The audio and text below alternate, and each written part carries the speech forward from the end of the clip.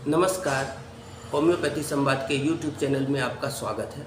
मैं हूं विनय भारत। हमारा चैनल मानव शरीर में उत्पन्न विभिन्न बीमारियों पर होम्योपैथी डॉक्टर के संग मिलकर चर्चा करना और उन बीमारियों का होम्योपैथिक दवाइयों के द्वारा निदान करना है। इसी संबंध में आज हम आए हैं डॉक्टर कामेश्वर कुमार प्रसाद सर के पास, जो कि पश्चिमी चंपारण के बेतिया जिला में सेंट टेरेसा रोड में इनकी क्लिनिक है, श्री बालाजी होम्यो क्लिनिक के नाम से। तो आइए, नमस्कार सर। सर, आज हम इनफर्टिलिटी की टॉपिक पे बात करना चाहते हैं, बांझपन। What is infertility? बांझपन क्या है और ये किन कारणों से होता है? प्लीज। देखिए, इनफर्टिलिटी आजकल तो बहुत ही कॉमन डिजीज हो गया है। पहले रेयर होता था, लेकिन चूंकि खान पान रहन सहन का स्तर बिगड़ते जा रहा है, इसके चलते इसका दर भी बढ़ रहा है। लेकिन सबसे पहले मैं आपको क्लियर कर दूं कि इनफर्टिलिटी होता क्या है। जी सर, बिल्कुल। देखिए, अगर कोई स्त्री और पुरुष एक साथ रहते हैं और बिना किसी प्रोटेक्शन के एक साथ क्वाइटस में या रिलेशनशिप में रहते हैं, और तब भी अगर वो कंसीव करने में फेलियर हो जाते हैं जी विद इन 1 ईयर, 1 साल के भीतर, तो हम उसको इनफर्टिलिटी के केस में समझते हैं और इनफर्टिलिटी समझते हैं जी। यानी उसको बांझपन बोलते हैं हम लोग। अगर 1 साल के अंदर अगर उसको बच्चा नहीं कंसीव नहीं कर पाता है, तब हम उसको बांझपन समझते हैं। मतलब 1 साल जो स्त्री और पुरुष है संपर्क में है, इंटरकोर्स कर रहे हैं जी, आपस में सेक्स कर रहे हैं जी जी, और फिर भी बच्चा नहीं ठहर रहा है, तब उसे बांझपन कहें। जी हाँ, जी हाँ। ठीक है सर, ओके। और ये 2 प्रकार का होता है जी। एक को बोलते हैं प्राइमरी इनफर्टिलिटी और दूसरे को बोलते हैं हम लोग सेकेंडरी इनफर्टिलिटी। जी। ये प्राइमरी इनफर्टिलिटी का मतलब होता है कि जैसे कि 1 ईयर के बीच या 1 ईयर से क्रॉस कर भी गया, तब भी उसको बच्चा रहा ही नहीं। अच्छा, समझे नहीं? यदि बच्चा रहा ही नहीं तो वो प्राइमरी इनफर्टिलिटी में आ गया। ठीक है। और जब यदि बच्चा रह जाता है और मिसकैरेज कर देता है, बार बार बच्चा रहा, नुकसान हो गया, तो सेकेंडरी इनफर्टिलिटी में वो आता है। अच्छा, अच्छा। ठीक है। और सर, यह होने के कारण क्या हो सकते हैं? देखिए, इसके होने के बहुत सारे कारण हैं, जिसमें से सबसे महत्वपूर्ण कारण होता है, ये दोनों में होता है।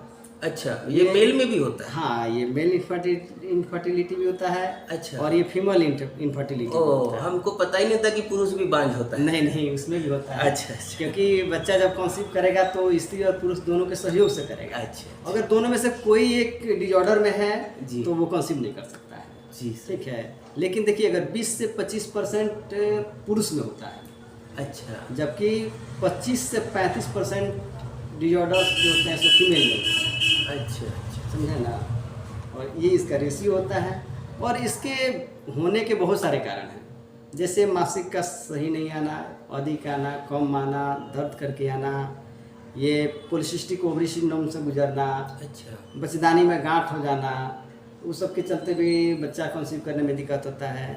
और उसके बाद आप आगे बढ़िए तो जैसे आजकल है अल्कोहलिक हो जाना, ओबेसिटी होना, अच्छा। ये सब कारणों से मतलब जो पुरुष बहुत ज़्यादा अल्कोहलिक है, बहुत ज़्यादा अल्कोहल का सेवन कर रहा है। केवल पुरुष ही नहीं, स्त्री भी। अच्छा, अच्छा। सर, दोनों जनरली बराबर देखा गया है तो पुरुष ही लेते हैं, इसीलिए बोले मैंने। नहीं नहीं, आजकल स्मोकिंग हो गया, या अल्कोहलिक हो गया, ओबेसिटी हो गया, ये सब उसके कारण होते हैं। मतलब कोई भी ले तो ये सब कारण हो सकते हैं, कारण हो सकते हैं। अब जिसमें मैंने कहा ना कि 20 से 25% तो आपको जेंट्स में होता है जी, और 25 से 35% जो होता है ये फीमेल कॉज होता है इसका। तो इसका कोई सर, ये होम्योपैथी में इससे को जांच करके पकड़ते हैं या फिर बिना जांच के भी पकड़ते हैं? हाँ, देखिए, जैसे हम लोग देखते हैं कि अगर सारी चीज़ें अगर अच्छी जा रही हैं, जैसे मासिक की क्रिया है, हम लोग मेंस्ट्रुअल साइकिल जिसको समझते हैं, मेंस्ट्रुअल साइकिल अगर बिल्कुल नॉर्मल रेशियो में जा रहा है और मेल और फीमेल दोनों सही जा रहा है, तब हम लोग को जांच की आवश्यकता पड़ती है। जांच के लिए जिस तरह से एलोपैथ में होता है उसी तरह से सेम, चूँकि दोनों का कोर्स सेम ही है, केवल हम लोग का पैथी अलग है। सिर्फ पैथी रूट ऑफ ट्रीटमेंट जो होता है वो सिर्फ अलग होता है, हम लोग होम्योपैथ से करते हैं। ठीक है ना? तो इसलिए जांच भी उतना ही आवश्यकता होता है। जितना उस पैथी में किसी पैथी में। तो सर इसका क्या क्या जांच होता है सर? देखिए इसमें ट्यूबर प्रॉब्लम हो सकता है, अंडाशय का कुछ डिसऑर्डर होता है जिसके चलते अगर मान लीजिए कि अगर अंडा बन नहीं रहा है, बना तो बढ़ा नहीं, बढ़ा तो फूटा नहीं, और यदि ये क्रियाएं नहीं होगी तो फिर आप कितना भी साथ रह ले बच्चा कंसीव नहीं कर सकता है।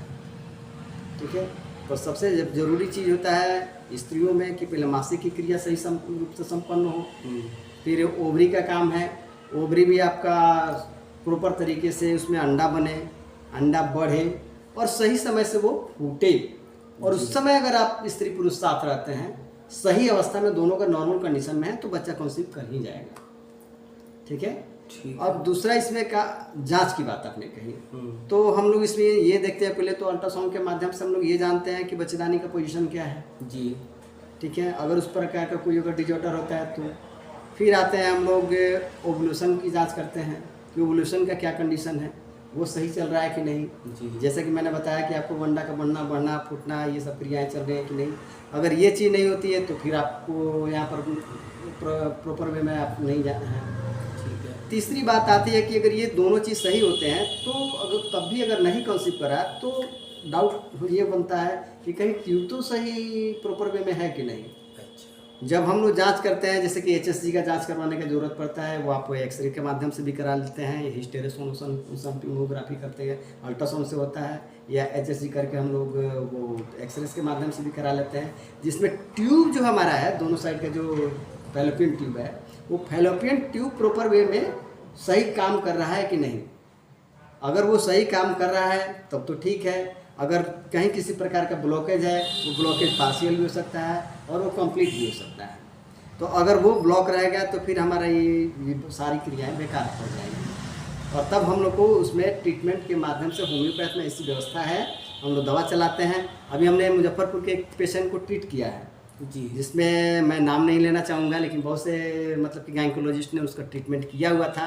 अभी अगर आपको बोलिएगा तो मैं आपको अपने मोबाइल से दिखा सकता हूँ कि हमने नवंबर 22 में पेशेंट मेरे पास आया, उसका मैंने देखा, जांच करवाया। जब मैंने उसको देखा कि इसका तो ट्यूब ही ब्लॉक है, जब ट्यूब ब्लॉक हुआ तो जाहिर सी बात है कि फैमिली में प्रॉब्लम होना है।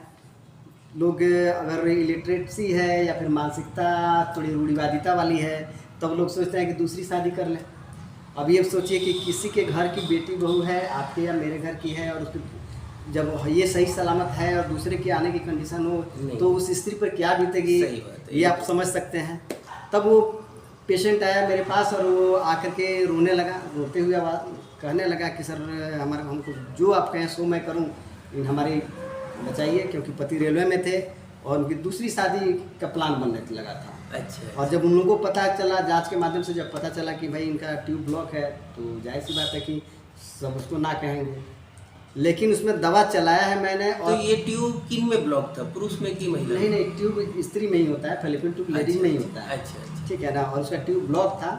हमने जब उसको दवा चलाया कि भाई बाबू बच्चे से दवा कंटिन्यू प्रॉपर वे में चलाओ, दवा चलाया पेशेंट ने, और 22 से ट्रीटमेंट शुरू किया था मरीज ने। 22 मतलब 22 दिसंबर, 22 नवंबर ओके 2022 के नवंबर में उसने नवंबर से पहले ट्रीटमेंट किया था, नवंबर में वो कंसीव कर गई। ओके। दिसंबर का फोटो है मेरे पास, 23 नवंबर का जी, यानी नवंबर 2023 का उसका बच्चा का बहुत अच्छा फोटो है, मेरे व्हाट्सएप पर उसमें भेजा है पेशेंट ने। अच्छा। तो बहुत अच्छा लगता है, और इधर दूसरी बार भी कंसीव कर गया बच्चा उसको, ये तो बहुत अच्छा चीज़ है। नहीं, चलिए ठीक है ना। हम तो सर ये सवाल करना चाहते थे आपसे कि सर ऐसा केस आप कोई हैंडल किए कि नहीं, लेकिन आप बता ही दिए। नहीं, देखिए मैंने इस तरह का बहुत सारा केस देखा है, जिसमें से अभी जो आप क्लिनिक पर बैठे हुए हैं, मेरे क्लिनिक के 3 बिल्डिंग बगल में अच्छा एक जेंट्स हैं जो उनकी उम्र करीब 55 प्लस हो चुकी है। अच्छा। आप अंदाज़ा लगा सकते हैं कि अगर मेल का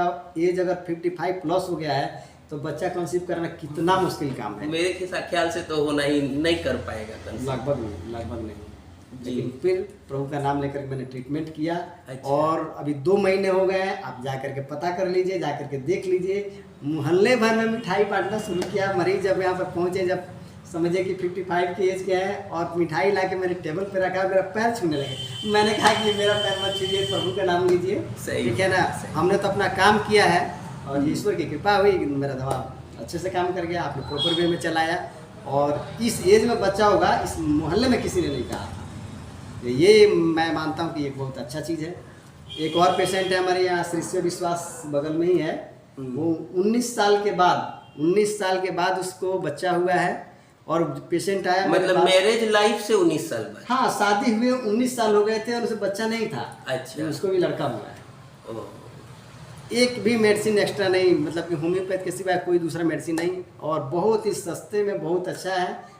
लेकिन हाँ, मैं ये सिर्फ अपने आपके दर्शकों से, अपने दर्शकों से मैं ये सिर्फ कहूँगा कि वो प्रॉपर वे में ईमानदारी पूर्वक दवा न तोड़े जी। कंटिन्यू ट्रीटमेंट पर है, कंटिन्यूअस नहीं रहेगी तो फिर कुछ नहीं होगा। जी हाँ, तो वो चलना चाहिए एकदम निश्चित कौन। तो सर आप बताएं, ये मेल और फीमेल दोनों में हो, तो अभी तक बात हुआ कि फीमेल इनफर्टिलिटी पे आप बात किए, लेकिन मेल के होने के क्या कारण है, उसके सिम्टम क्या है, उस पर भी थोड़ा सा।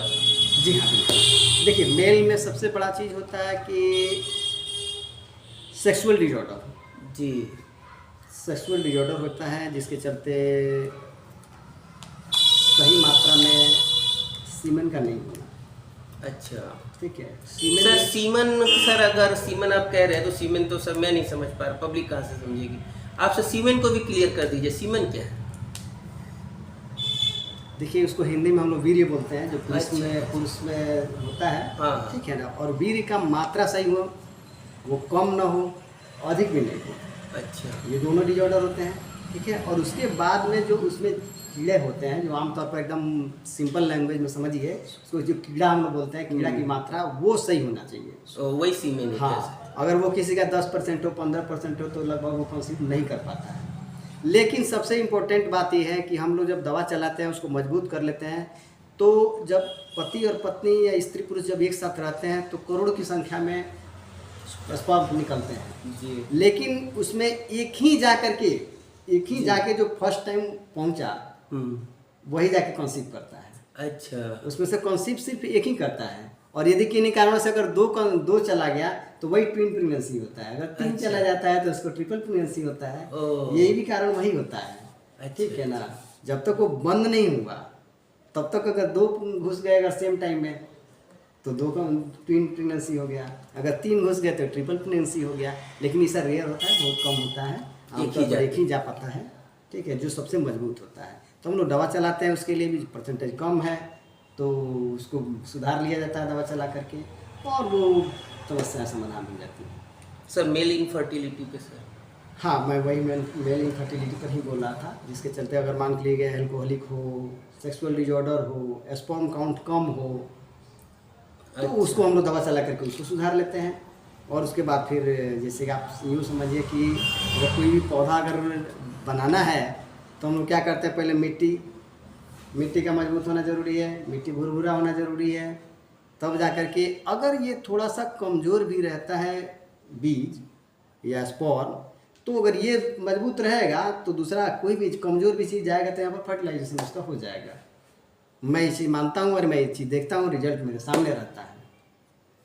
अच्छा सर, ये ब्लॉक ट्यूब क्या है और इसका होम्योपैथ में इलाज क्या है?